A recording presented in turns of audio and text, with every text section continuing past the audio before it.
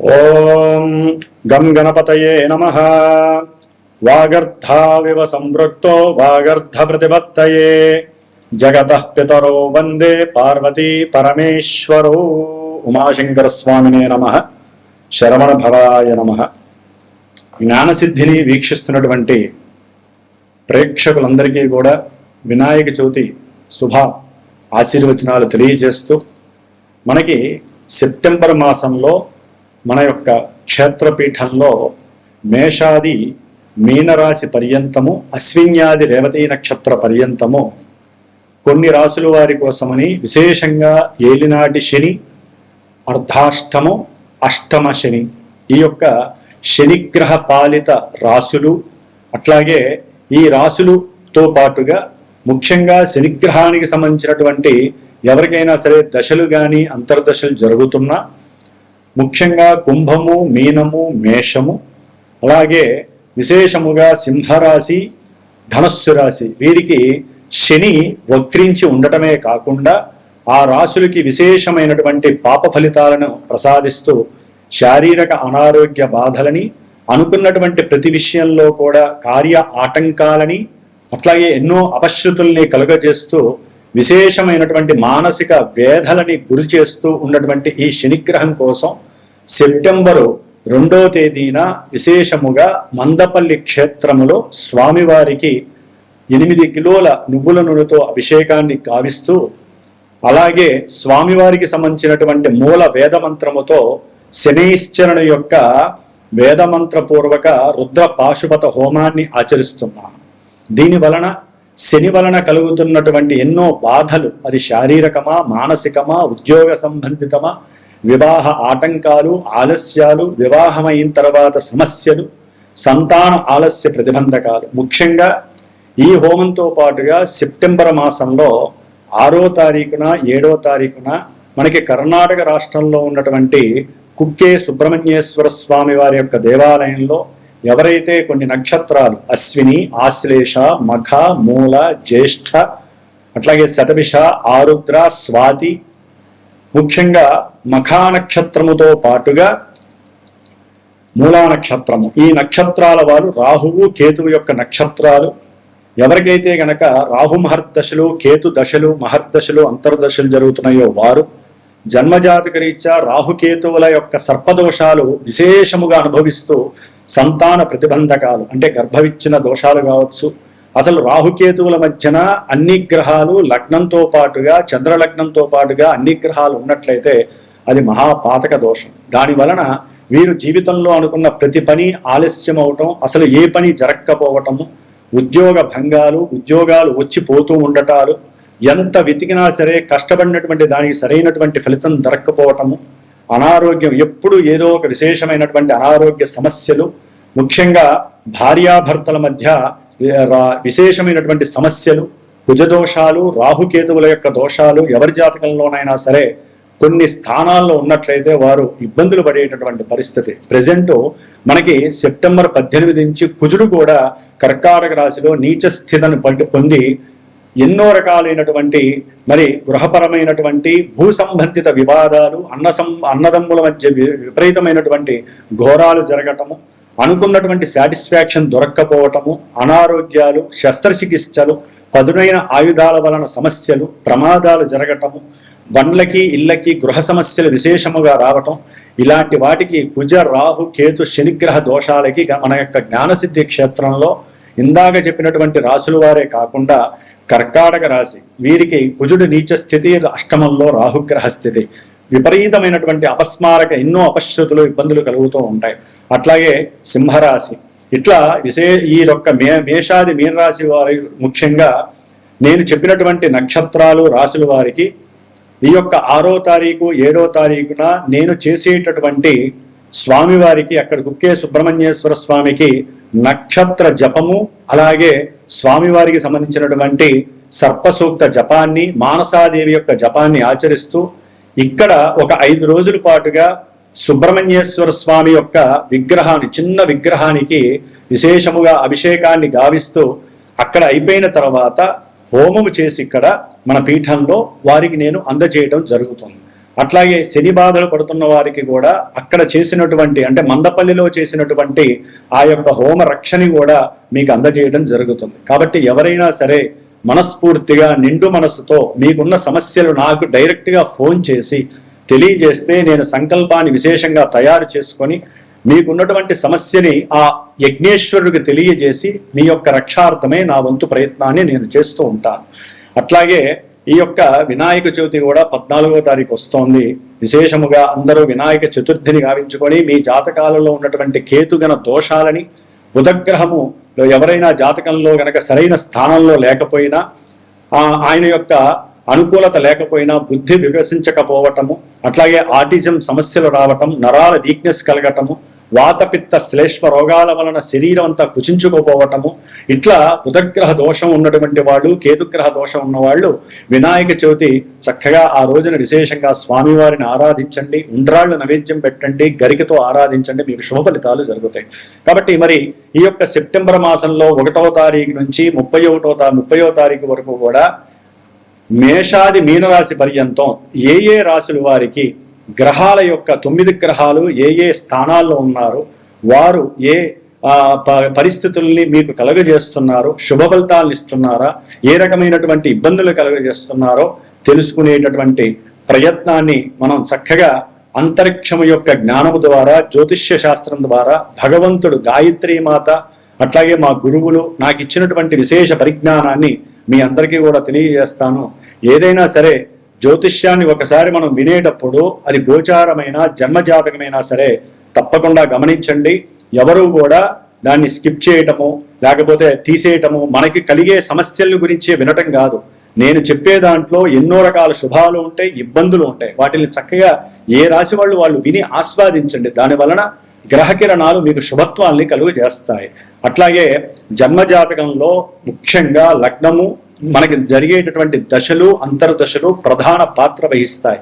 అంతేగాని మా అశ్విన్యాది రేవతి నక్షత్రం వరకు, ఈ మేషాది మీనరాశి పర్యంతం వరకు మాది ఈ రాశి అండి, మాకు ఇవే జరుగుతున్నాయని ఎవరు అనుకోవద్దు. మీ జన్మజాతకంలో జరిగేటటువంటి దశలు, అంతర్దశలు చేసేటటువంటి ప్రభావిత ఫలితాలన్నీ కూడా గోచారంలో ఇక్కడ ఏ విధంగా జరుగుతాయి, ఎప్పుడు జరుగుతాయి, ఏ దోషాలు మిమ్మల్ని ఇబ్బంది పెడుతున్నాయో రెండింటిని కంపేర్ చేసి చెప్పేటటువంటి జ్యోతిష్కులం, గురువు గారులో మేము సరైనటువంటి జాతక పర్యవేక్షణ మీకు తెలియజేసి చర్చించి ఏ గ్రహం వలన ఏ పూజలు చేసుకోవాలి, ఏ రాశి వాళ్ళు హోమం చేయాలి, ఏ రాశి వాళ్ళు అభిషేకాలు చేయాలి, ఎవరికి ఏ రకమైనటువంటి వెయిటేజ్ జాతకంలో పాపత్వం ఉందా, శుభత్వం ఉందా తెలియజేస్తూ మీకు సరైనటువంటి దారిని, సరైనటువంటి ఏ క్షేత్రాలు దర్శనం చేసుకోవాలి, ఏ రకమైనటువంటి పూజలు, స్తోత్రాలు చదవటం ద్వారా మీకు దోషాలు హరించబడతాయి అనేటటువంటి చెప్పేటటువంటి సందర్భంలో నా వంతుగా కృషి చేస్తూ ఈ సెప్టెంబర్ మాసంలో మీకు కలిగేటటువంటి రాశి ఫలితాలని చక్కగా నేను విశదీకరించి తెలియజేసే ప్రయత్నం చేస్తాను.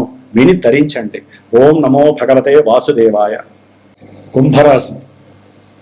కుంభరాశి వారికి సెప్టెంబర్ మాసంలో గ్రహాల యొక్క గోచార స్థితిగతుల్ని మనం గమనించినట్లయితే వీరికి సెప్టెంబర్ 3వ తేదీ నుంచి కూడా శుక్ర భగవానుడు, అంటే ఈ యొక్క కుంభరాశి వారికి శుక్రుడు చతుర్థాధిపతి మరియు భాగ్యాధిపతి, అంటే విశేషమైనటువంటి రాజయోగ కారకుడైనటువంటి భోగ భాగ్యాదులని, ధన సంపదలని, సిరి సంపదలని, అట్లాగే రాజయోగాలని, ఉన్నతమైనటువంటి విద్యా యోగాలని, రాజ ఉద్యోగాదులని, తల్లిదండ్రుల యొక్క ఆస్తుల పరంగా విశేషమైనటువంటి ధనయోగాలని ప్రసాదించేటటువంటి శుక్రుడు అష్టమ రాశిలోంచి సెప్టెంబర్ 3 నుంచి భాగ్యస్థానాలకు రావటం విశేషమైనటువంటి ప్రాధాన్యత.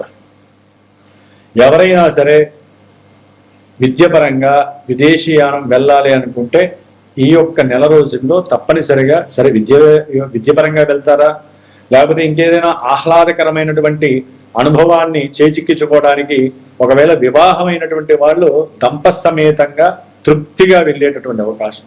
సరే పెళ్లి కానటువంటి వారు తల్లిదండ్రులను ఎక్కడికైనా తీసుకువెళ్ళాలి అనేటటువంటి మనస్సులో ఒక చిన్న కోరిక ఉంటుంది. ఆ కోరికని ఇప్పుడు నెరవేర్చుకుంటారు. అంటే ఏదైనా ఒక వాయు మార్గంలో, అంటే విమానాల్లో తల్లిదండ్రులను ఎక్కించి చక్కగా వాళ్ళకి కొత్త ప్రదేశాన్ని సూచించాలని, ఏ కాశీనో, రామేశ్వరంలో, తిరుపతో ఏదో వాళ్ళకు ఉన్నటువంటి డబ్బు పరంగా. ఎంత ఏలినాటి శని దోషాన్ని వాళ్ళు ఆ ప్రాధాన్యత అనుభవిస్తున్నా ఈ కోరికని తీర్చడానికి ఆ శుక్రగ్రహం చక్కటి అనుభూతిని మిగులుస్తుంది. అట్లాగే పిహెచ్డి చేయాలనుకున్న వాళ్ళకి శుక్రగ్రహ అనుగ్రహం కలుగుతుంది. అలాగే తండ్రి యొక్క తల్లి యొక్క ఆస్తుల్ని వీళ్ళకి ప్రసాదిస్తుంది. ఉన్నతమైనటువంటి గృహ యోగాలను ఇస్తాం. అనుకున్న కార్యాలయంలో తప్పనిసరిగా లాభత్వాన్ని ఇస్తుంది. కాబట్టి శుక్రుడు ఒక రకంగా వీరికి యోగిస్తున్నాడని చెప్పుకోవాలి. అయితే ఆల్రెడీ కుంభరాశి వారికి రాహువు జన్మరాశిలో ఉండి తృతీయ దశమాధిపతి అయినటువంటి కుజుడు యొక్క నక్షత్రంలో ఉండి వీరు ఎంత వేద చెందుతున్నారంటే ఒక 40 రోజులు బట్టి కూడా ఉద్యోగపరమైనటువంటి ఇబ్బందులు, అంటే ఉద్యోగంలో మార్పులు జరగడం ద్వారా కొంతమంది వీరు మాట్లాడిన ధోరణికి అవతల వ్యక్తి ఎవరైతే బాసు ఉంటారో ఆ బాసు వీరి మీద కక్షగట్టి వీరిని ఉద్యోగంలోంచి పంపించే ప్రయత్నాలు చేయటము, అలాగే ఆ ఉద్యోగ పదవీ బాధ్యతలు వీరికి పెద్ద ఇబ్బంది కలుగజేయటము, మారేటటువంటి అవకాశం వీళ్ళకి ఇష్టమున్నా లేకపోయినా ఉద్యోగంలో కంపల్సరీ పదవీ భ్రష్టత్వం పాటుగా కొంతమందికి అయితే కనుక, ఎందుకంటే అండి అందరికీ ఉద్యోగాలు పోవు. జన్మజాతకంలో ఉద్యోగం పోవటానికి 3, 8, 6వ స్థానము బలహీనపడాలి. అంటే 1, 5, 9 ఈ యొక్క భావాలు యాక్టివేట్ కావాలి, అధిపతులు యాక్టివేట్ కావాలి.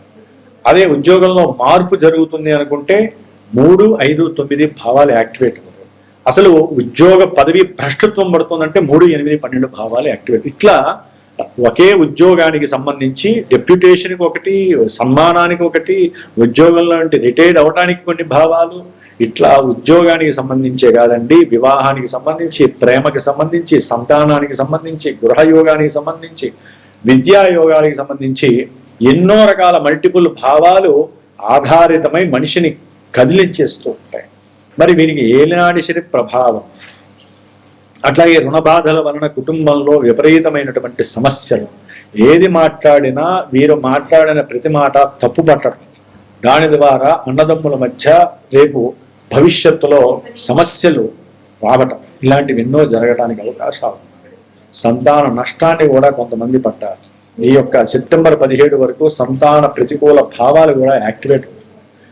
కాబట్టి ఈ యొక్క కుంభరాశి వారికి రాహుకేతువుల వలన దంపతుల మధ్య కూడా విపరీతమైనటువంటి దాంపత్య ఎడబాట్లు జరుగుతాయి. ఎందుకంటే 7వ భావంలో ఉన్నటువంటి రవి సెప్టెంబర్ 17 వరకు రాహువు కేతువుతో కలిసి వ్యాపార ప్రతిబంధక దోషాలు, వ్యాపార పార్ట్నర్షిప్ దోషాలని, భార్యాభర్తల మధ్య ఎడబాటుని కలగజేస్తూ కోపావేశాలతో కూడినటువంటి దోషాలు, పితృదోషాలు, పితృమారకత్వ దోషాలు, ఇట్లా ఎన్నో రకాల ఇబ్బందులు. వివాహం అవుతుంది అనుకుంటే వివాహం అవ్వకుండా మరి ఇబ్బందులు పడటం, ప్రేమించి పెళ్లి చేసుకుందాం అనుకున్నా ఆ ప్రేమలో ఎన్నో అగజాట్లు పడటం, ఇట్లా ఎన్ని రకాల సమస్యలంటే వివాహపరంగా భాగస్వామ్యం, అటు వ్యాపారము ఇటు దంపతుల మధ్య భాగస్వామ్యం.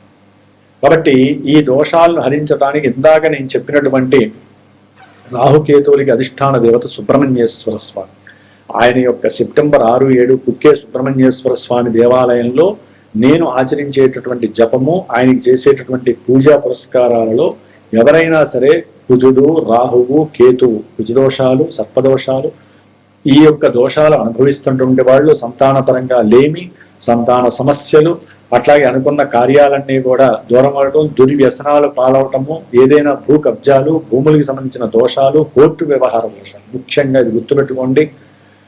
ఈ యొక్క సెప్టెంబర్ మాసంలో సెప్టెంబర్ 16, సెప్టెంబర్ 18 తర్వాత కుజుడు నీచ స్థితిని పొంది ఉద్యోగాలకై ప్రయత్నాలు ఎవరైతే చేస్తున్నారో వారికి కొంత దోషయుక్తమైనటువంటి పరిస్థితి. లెక్క ప్రకారం 6వ స్థానంలో కుజుడుంటే వీరు చేసేటటువంటి ఉద్యోగ ప్రయత్నాలు సఫలీకృతం అవుతాయి. కానీ నీచ స్థిత కుజుడు వలన కొన్ని స్వల్ప దోషాలు, అంటే ప్రయత్న లోపాలు, దోషాలు, ఇబ్బందులు పెడతాయి. ఉద్యోగ మార్పులు అయితే అవి సక్సెస్ని కూడా పొందుతాయి, గుర్తుపెట్టుకోండి. ఎందుకంటే ఇక్కడ కుజుడు గురుడితో కలిసి నీచ భంగ రాజ యోగత్వాన్ని కలగజేస్తుంది. కాబట్టి తప్పకుండా శీఘ్రంగా ఉద్యోగ పదవీ బాధ్యతలు, ఉద్యోగంలో రెట్టింపు ఆదాయం కలగటము, ఆ ఉద్యోగంలోంచి రావాల్సినటువంటి ధనము వీరికి ప్రయత్నపూర్వకంగా ధనము లభించటము, బంధువుల వలన కావచ్చు, ఉద్యోగంలో వీరికి ఉన్నటువంటి పరిచయాల వలన కావచ్చు, వీరు చేసినటువంటి సేవల వలన కావచ్చు, చక్కటి ధన రాబడి కలుగుతుంది. కాబట్టి కుజుడు గురుడు అనుకూలంగా ఉన్నారనే చెప్పుకోవాలి. కానీ దంపతుల మధ్య ఇది కాస్త సంఘటిత సంఘర్షణ ఇబ్బందులు కూడా కలుగజేస్తూ ఉంటుంది. అలాగే కాస్త ఉన్నతమైనటువంటి విద్యాపరంగా ఎవరైతే ప్రయత్నం చేస్తున్నారో అది వేరే స్టేట్స్కి వెళ్ళాలని కానీ, ఆ విధంగా అక్కడ ఏదైనా కెరీర్ ప్రారంభం చేయాలనుకున్నా కూడా ఇది కొంత అనుకూలమైన సమయంగా మనం భావించాలి. ఇక సూర్యుడు, కుజుడు, శుక్రుడు వీళ్ళైపోతే ఉన్నది బుధగ్రహం, మాసగ్రహం. ఈ బుధుడు సెప్టెంబరు 7 వరకు కూడా సప్తమంలో ఉండి కాస్త ఇబ్బందులు పెట్టినా, వ్యాపార పరంగా, సంతాన పరంగా ఇబ్బందులు పెట్టినప్పటికీ కూడా 8వ భావంలోకి బుధుడు స్వక్షేత్ర స్థితిగతుడై మూల త్రికోణ రాశిలో ఉచ్చస్థితిగతుడై ఉన్నప్పుడు అఖండమైనటువంటి ఆకస్మికంగా ఎన్నో లాభాలు, అంటే పెట్టిన పెట్టుబడుల పరంగా ధనలాభం రావచ్చు, చిట్టిపాట్లు ఎత్తి వీళ్ళకు ఉన్నటువంటి అప్పులు తీర్చేయచ్చు. అట్లాగే ఆకస్మికంగా వీరికి ఉన్నటువంటి అప్పులు తీర్చేయడానికి చక్కటి ప్రణాళికలు, ఆలోచనలు కలిసి రావటం, తల్లిదండ్రుల యొక్క ఆస్తులు ఏదైనా వీరికి అమ్మకాల ద్వారా ధనలాభం కలగటం, అంటే సడన్లీగా వీరికి ఏదో ఒక లాటరీ టికెట్టో లేకపోతే ఒక పందెంలో 10 రూపాయలు వేస్తారు, తెలియకుండా 10 లక్షలుగా కూడా వీరికి దొరకచ్చు. అట్లాంటి ఆకస్మిక ధనరాబడి విషయంలో బుధుడు అనుకూలత్వాన్ని కలుగు చేస్తున్నాడు కుజగ్రహాన్ని. అయితే ఏలినాటి శని దోష ప్రభావం పోవటానికి సెప్టెంబర్ 2న నేను మందపల్లిలో ఆచరించేటటువంటి శనిగ్రహ హోమంలో ఎవరైనా పాల్గొనే అవకాశం ఉంటే నాకు చెప్పండి, గోత్రనామాలు పంపించండి, నేను చేసే ఆ భస్మాన్ని రక్షణ మీకు పంపిస్తాను. కాబట్టి ఈ యొక్క కుంభరాశి వారికి రాహుకేతువుల యొక్క దోషం పోవడానికి, అట్లాగే సూర్యుడు కూడా సెప్టెంబర్ 18, 17 తర్వాత అష్టమ రాశిలోకి వచ్చినప్పుడు కొంచెము వీరికి తండ్రి యొక్క ఆరోగ్య రీత్యా, ఉద్యోగాల రీత్యా, వీరి యొక్క ఆరోగ్య రీత్యా కూడా ఇబ్బందులు చాలా వస్తాయి. కాబట్టి ఆదిత్య హృదయ స్తోత్ర పారాయణని, అట్లాగే రవికి సంబంధించినటువంటి ఏదైనా జపాన్ని ఆచరించడం, గోధుమ రొట్టెల్ని, అంటే గోధుమ రవ్వ ఉప్మా కానీ, గోధుమ రవ్వ పొంగలి కానీ, గోధుమ రొట్టెలు కానీ చేసి నైవేద్యం పెట్టి సూర్య భగవానుడికి అందరికీ దాన ధర్మాదులు చేయటం, విష్ణు సహస్రనామ స్తోత్ర పారాయణ మీరు తప్పనిసరిగా చేయవలసిన ధర్మం ఆధారపడి ఉంది. దాని ద్వారా మాత్రమే కొన్ని దోషాలు మీకు హరింపబడతాయి. కాబట్టి ఈ విధంగా ఉన్నటువంటి గోచార స్థితిగతుల్లో మీరు కాస్త మానసాదేవి స్తోత్రాన్ని ఆచరించండి. దంపతులైతే అర్ధనారీశ్వర శివుడికి పార్వతీకి సంబంధించినటువంటి స్తోత్రాన్ని పారాయణ చేయండి. ఇరువురు కలిసి శివపార్వతుల దేవాలయం చుట్టూ తిరగండి. శుభం జరుగుతుంది. ఓం నమః శివాయ.